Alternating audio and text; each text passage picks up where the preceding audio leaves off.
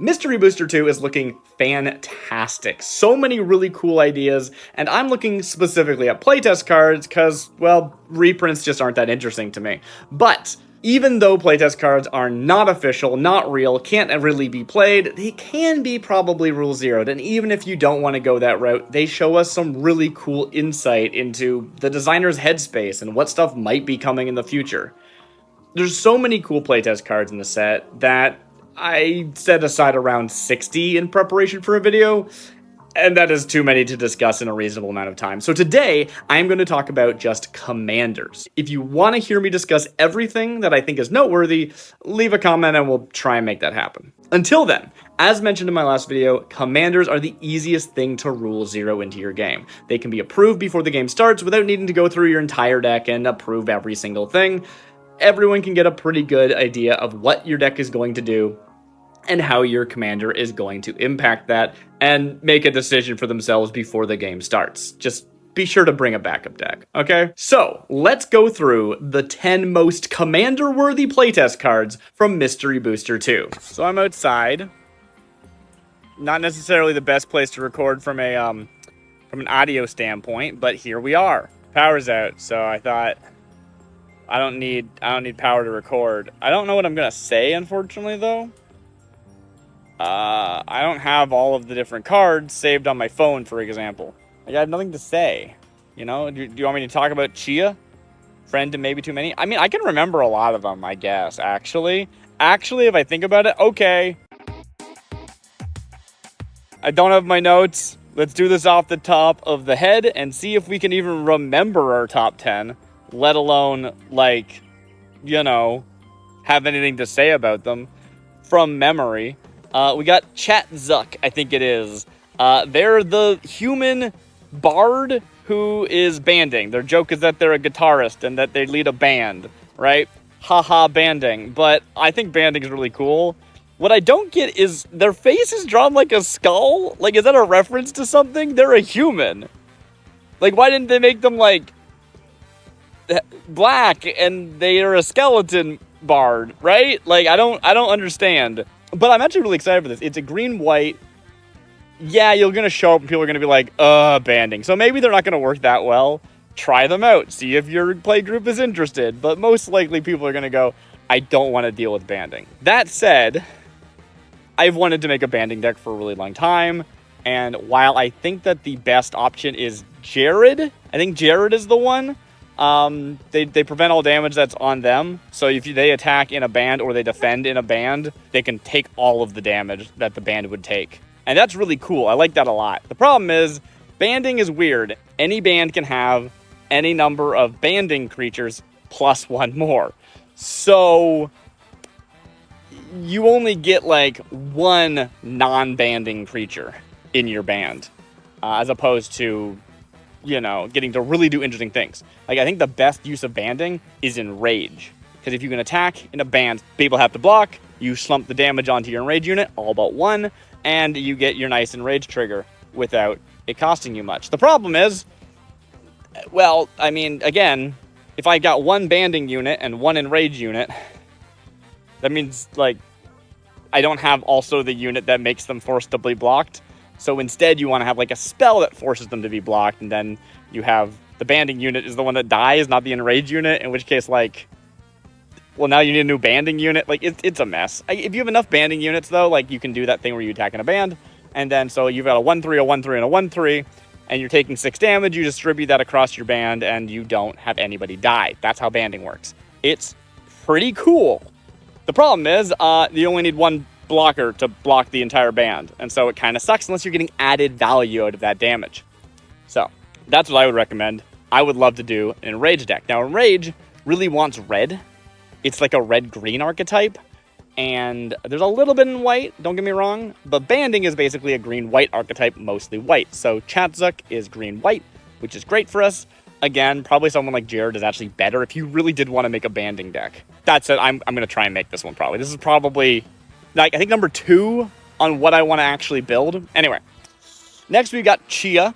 Chia, friend of maybe too many, is a bundling mechanic, right? Just like Outlaws are a series of creatures types that you have to just remember.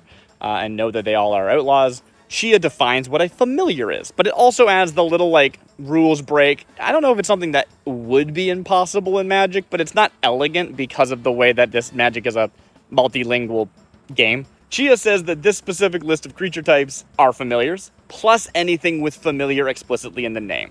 And that's fun. I think that's really cool. There's a bunch of things that have familiar in the name. I think they might all be already on this list, but maybe not. But what this does is this gives you a commander with a decent number of colors that says you can play any one of these creature types as a kindred strategy. Maybe you want to combine 2 or 3 or 4, but you can just choose one and probably have a good time. And what she is doing is allowing you to cast that creature type at flash speed, which is awesome. I like casting things at flash speed. I think flash is a really fun mechanic. And having something that bestows flash is rad. Speaking of flash, there was also a Teferi that was printed. I'm not really talking about them. I don't think that they're super interesting to talk about. You can maybe do some stuff with that, but really other than just like being color shifted, it doesn't really do anything new. So I don't think they're worth discussing. Chia, on the other hand, additionally can tap for X amount of green mana. X is equal to the number of familiars you control. Before we move on from Chia, I do want to say that reading it over and talking about it with my girlfriend did sort of have me have the emergent design idea of, what if instead, because in theory Chia wants you to talk about having so many different friends, but I think mechanically you're encouraged to just go like, Chia is my spider commander, or Chia is my fairies commander, or whatever. Instead, it would have been really cool if she didn't tap for the number of creatures you controlled, but the number of different creature types among creatures you control. Audric is a really weird one. I first looked at this card and went, okay, I get the joke, blah, blah, blah. Audric has keyword soup, but these are keywords no one cares about, ha ha ha. And I almost just looked away. But then I went, you know what? You only need one of these to matter for them to be interesting. So which is it? The first thing they say is, if you control a creature with banding, all of your creatures have banding. And I went, wait a minute. That's the problem with the banding commander that we can currently actually use, right? Like, I think banding is awesome and cool, and I want to make a banding deck. However, the problem is that a band can only consist of creatures with banding plus 1 more. But if all your creatures have banding, you can band your entire board. All you need is 1. That lets you really pad out the rest of your banding. Now you can really do banding synergy. The problem is that Audric is mono black. So they'd be interesting in the 99 if you had like a banding deck that included black, but we're not doing that. We're assessing these cards as commanders exclusively because they are easier to rule 0 when you make them commanders. So instead, Audric says you can do mono black banding. There are no mono black banding cards. There is a couple of colorless, but I just don't think it's enough to be consistent. I guess if you had like enough, I don't know, artifact tutors, you could maybe make it work, but it would be a mess. You could try, it'd be fun to try. Again, as I said with Chatzuk, who actually is green and white, and that makes that relevant, you don't really have the colors that you want from a banding deck anyway. You really want Enrage, which is just not a black mechanic. That's probably the best use of it, so I'd give it a shot, but there's a bunch of more keywords. So what are they and do they matter? Well, I see one mattering. So a bunch of these are just like, okay, that's cute, whatever. But you're not really going to make a deck archetype around them, right? They're not a build around. But Changeling is a build around. If you can say, I have 1 Changeling, now all of my creatures are Changelings, that opens up a lot of interesting deck building, homebrew space. It's a little bit weird because they only become Changelings at the beginning of combat, but that's enough, right? Usually Changeling does this cool thing where you say, oh, my spells in hand are also Changelings. Ooh. But instead, in this case, we're just going, no, it's mono black. Creature type matters, right? We're very limited by being mono black, but I think there's potential there, right? You can say, here's my zombie that buffs all my zombies, and here's my, skeleton that buffs all my skeletons, and here's my vampire that buffs all my vampires, and then you just run a handful of Changelings, and now instead of just those Changelings benefiting from those 4 different things, all of your creatures benefit from those 4 different things. That, I think, has some legitimate potential. And it's a very funny, like, you show up to the table, you say, I'm playing Audric, and they go, okay, what is this pile of keyword soup? This is stupid. What is going on? And you go, it's fine. They make all of my things changelings, as long as I have at least one changeling. And they go, oh, yeah, I understand your game plan. That sounds potentially strong. I want to see it work, right? As long as something is clear your intent. It's really loud. Give me a second. As long as your intent is clear with the game plan of your deck, there's no gotchas, and it looks like it's going to be funny, people are going to let you play the thing, right? Obviously not every table, but a lot of them will. Like again, you show up, you show the card, a lot of people are going to have that knee-jerk reaction of like, no, I'm not doing this keyword soup with banding, right? But if you say, nah, the only keyword that matters here is changeling, people would go, oh, I see how that could be interesting. Is that broken? And you go, no, I don't think it's broken. If it is, it's going to be funny. I think that's probably enough to get you at least one game. And if it goes well, if you don't blow out the entire board or have like a 40-minute turn, people are going to be fine with it, right? So I encourage Audric. I think Audric's a great pick. Next is probably my favorite pick of the bunch. It's the one I'm most interested in. I don't usually play these colors, which is fun for me because it's going to put me outside of my comfort zone. But this is a Brushwagg Pirate. This is Pokey. It's really weird seeing a blue-red Brushwagg, a non-green Brushwagg. I don't know why they did that, but regardless, Brushwaggs are cool. Everyone's going to have a good time with Brushwagg Pirate. And blue-red coin flips and or dice roll matters. That's the game. Is that going to be too silly for some people? Maybe, but we've seen this before. We've seen enough real dice rolling matters and coin flipping matters. Not only does that mean there's enough support for this card, which is cool, but it also, just sets the stage and makes it a bit more palatable to a lot of people. What Pokey does that nobody else does in Magic is they say, when you would flip a coin, you may instead roll a die. When you would roll a die, you may instead flip a coin. Why does that matter? When you flip a coin, normally, there's two options. There's heads, there's tails, there's 50% chance of each. Yes, there's some things like Krark's Thumb that can let you weigh your odds in favor of heads, but that's kind of it, right? That's all you really have as your options. And I've seen a lot of people play the coin flipping deck and they just either get the thumb or they don't. And if they get it, they have a good time. And if they don't, they have a bad time. And that's kind of it, right? There's not enough to let you do the thing. So it's just, that's the way it is. What Pokey says is you're going to flip a coin? Instead, roll a d20.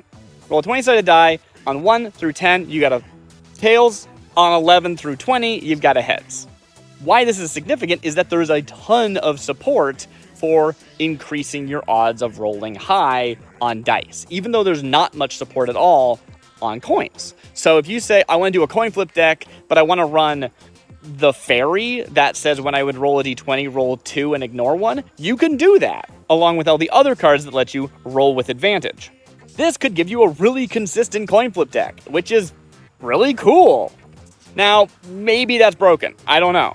This is one of those cards that I wouldn't be too surprised if does kind of make a broken, release powerful deck. And if it's too strong, that's going to make it kind of not as fun for all the other people, especially if you are spending, again, 20 minutes just flipping coins, or in this case, rolling dice, because of rolling with advantage. I don't think it's going to be an issue, but it might be. And if it is, that's not great.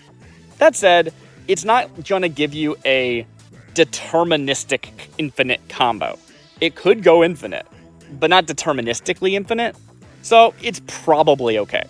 That said, that's only half the card. You could also treat your dice rolling as coin flips.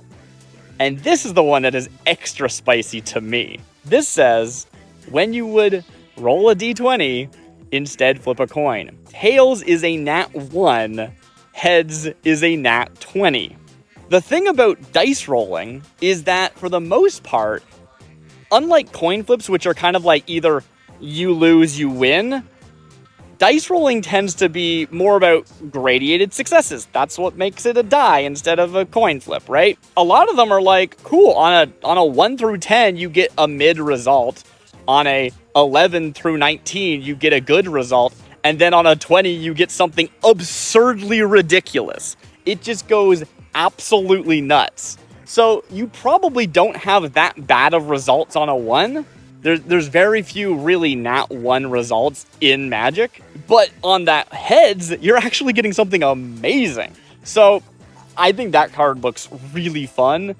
Again, it might be actually too strong, and if it is, it's going to be a lot harder to play it in your table.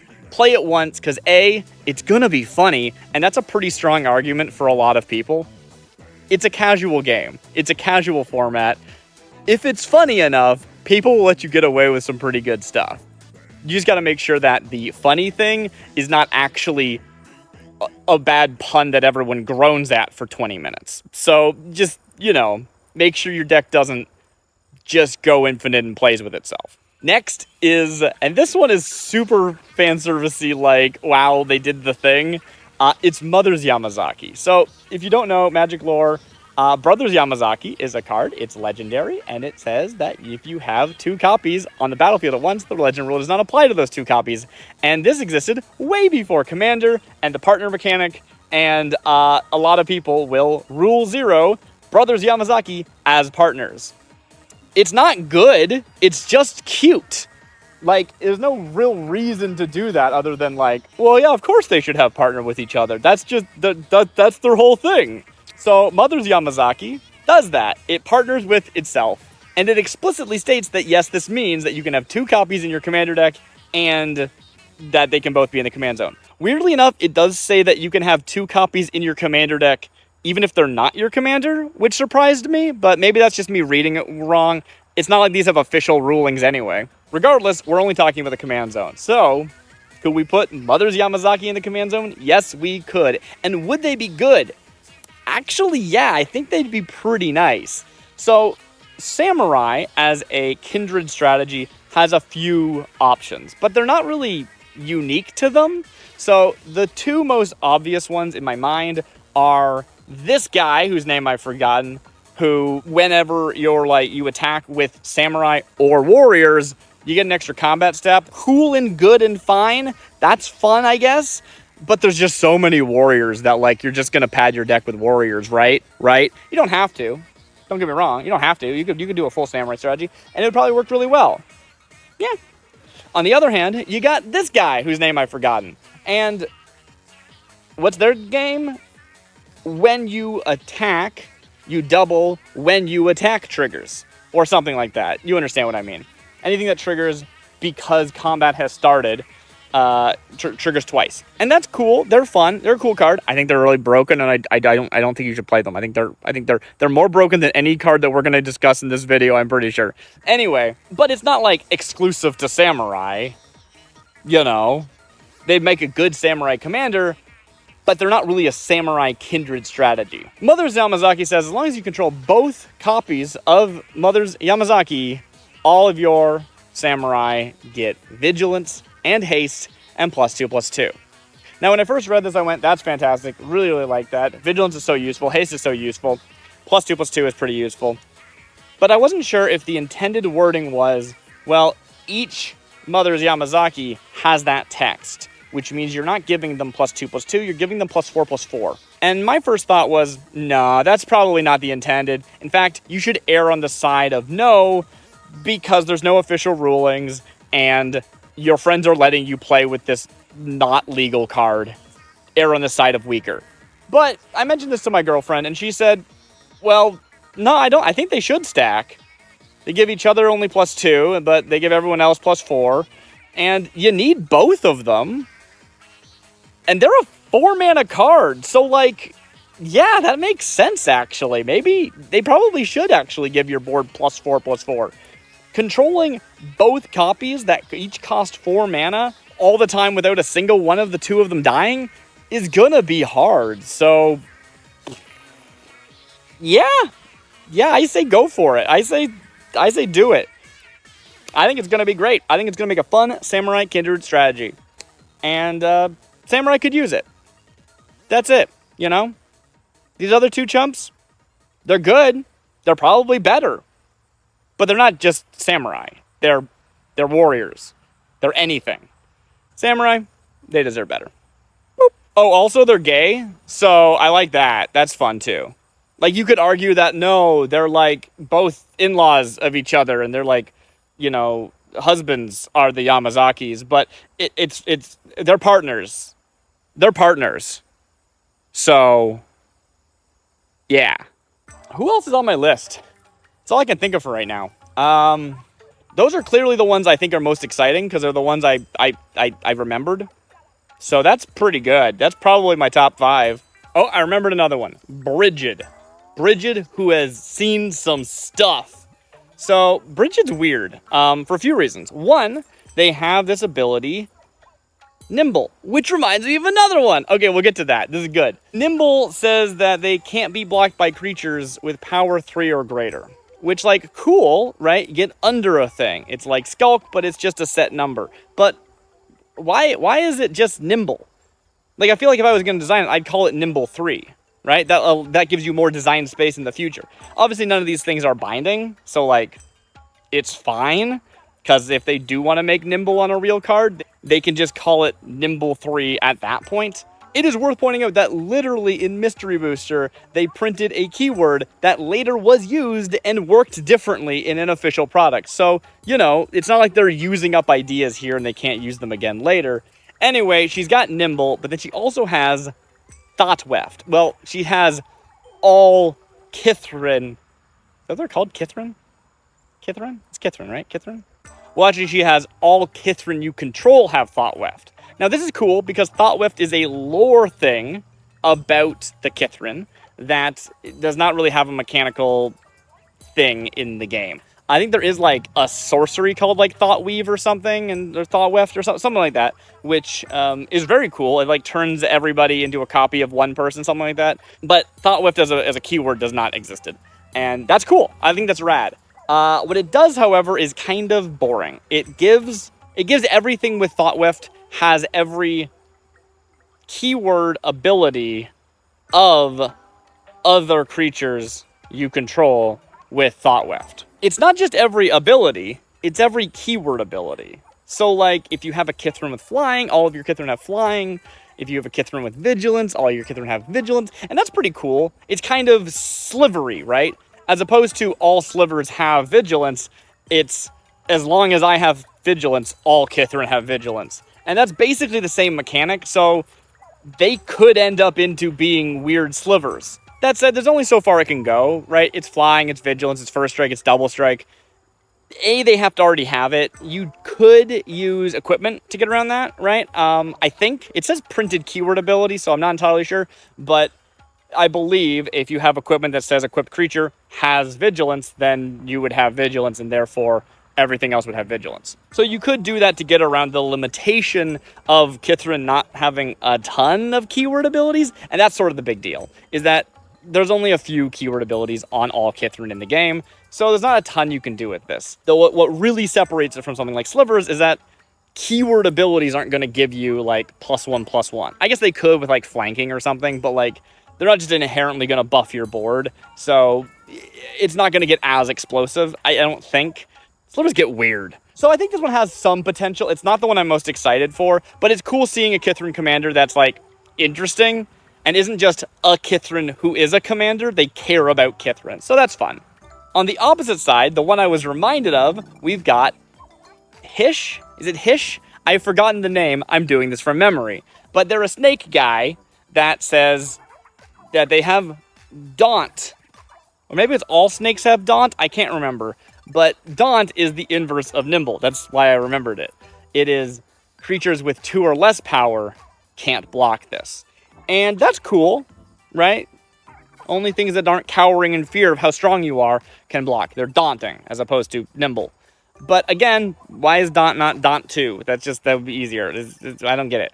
Anyway, what they say is that your Naga and serpents are snakes. We will errata this to be true. Now, I don't know whether or not this is intended as just a reference, but if you didn't know, dogs used to be hounds. And there is from the previous Mr. Booster, there was a card that was a dog that said, hounds are dogs. And in brackets it says, we will errata this to be true. And they eventually did errata that to be true. If you look at the rules clarification for that card, despite being a fake card, it does have rules clarification. And it says, this is not an active ability of the card. It's not like this is true for things that you control that are on the battlefield. It's just, this is just a true thing. You have time traveled to the future when we did errata this. And so I assume that's how this one's supposed to be interpreted, except for it says that this is true only for creatures you control, which is weird. It's not just true about, it's not like we've just teleported to the future. Only you did, I guess. But it also raises up a weird question. We do know, in fact, it's already implemented, that Naga are now snakes, right? We made them just snakes. They count as snakes, which is awesome for a lot of like kindred implications, mechanically speaking, but also very cool from a sensitivity standpoint. However, serpents aren't. And I don't know whether or not they are planning on actually making serpents into snakes. They might do that. It would be kind of weird, but also makes sense. Like, there's no real reason why serpents aren't snakes, right? But I get it. A big sea serpent is so iconic that you want to call the big sea serpent a serpent, not the big sea serpent a snake, right? So I get it a little bit, but it would be weird if they did. There's a bunch of stuff that cares about serpents specifically, and now snakes are immune to those effects? What?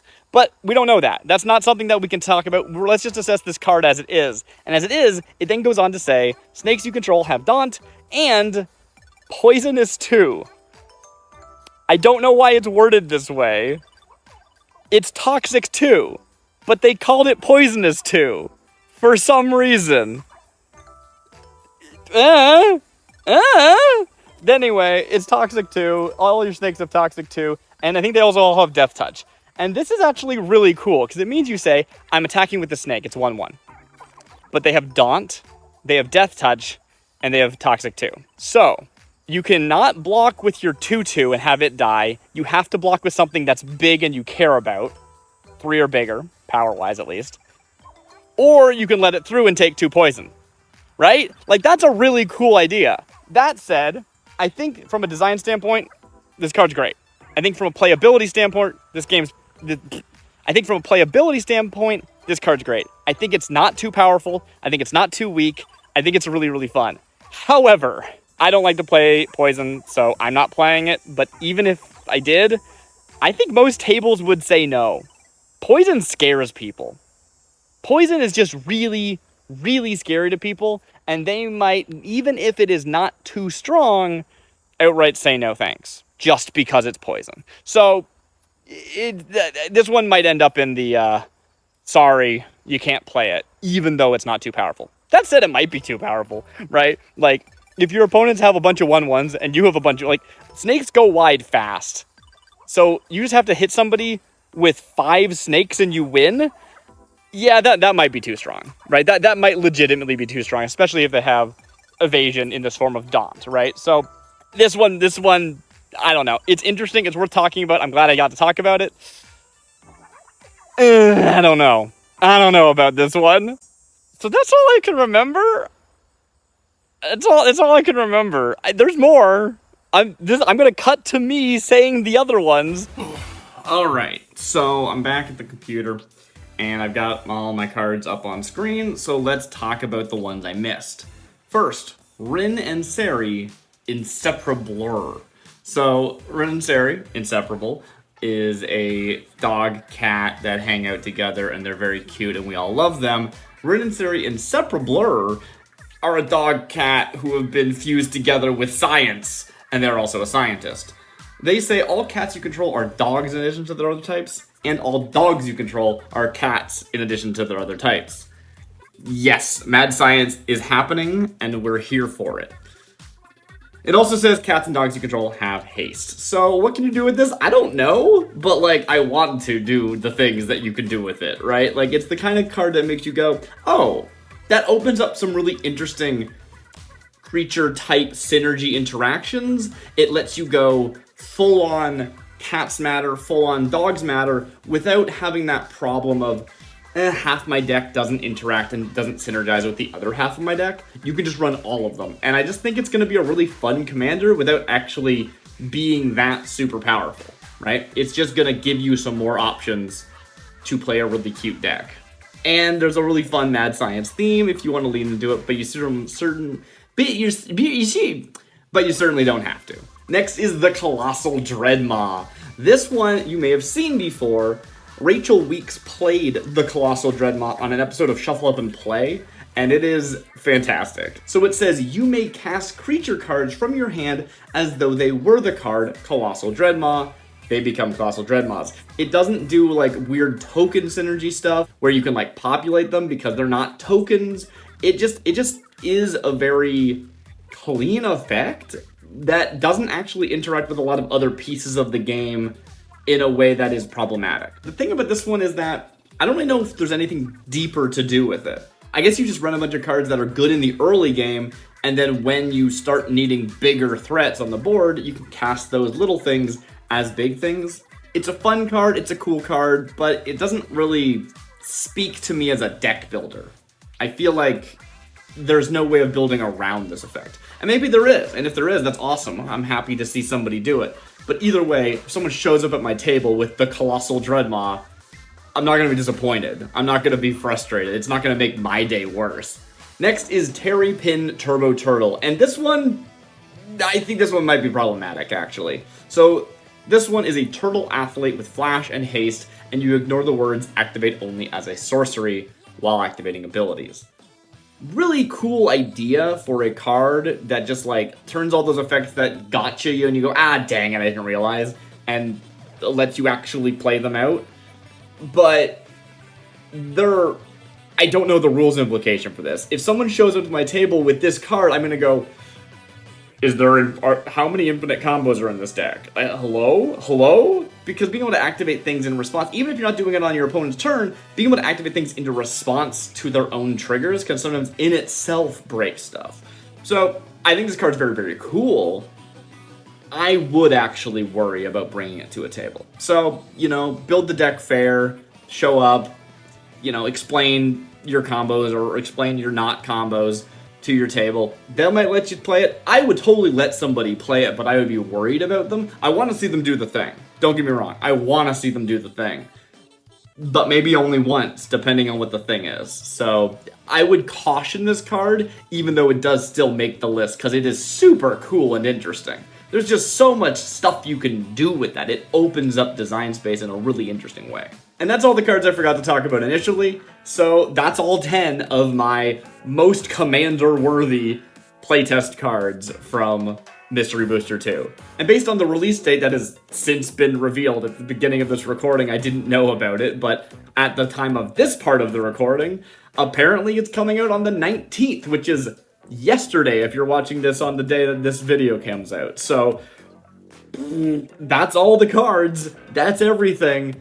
Are there a few more cards that are super interesting and I really want to talk about the rules implications and like what they could possibly mean for the future of Magic? Yes, I do! So please leave a comment and let me know that you want to hear me rant and ramble about 40 more cards.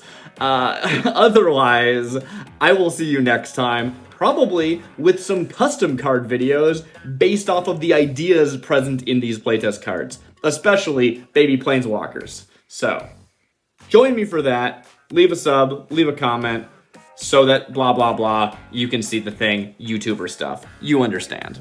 Okay, have a good night everyone, and I'll catch you next time.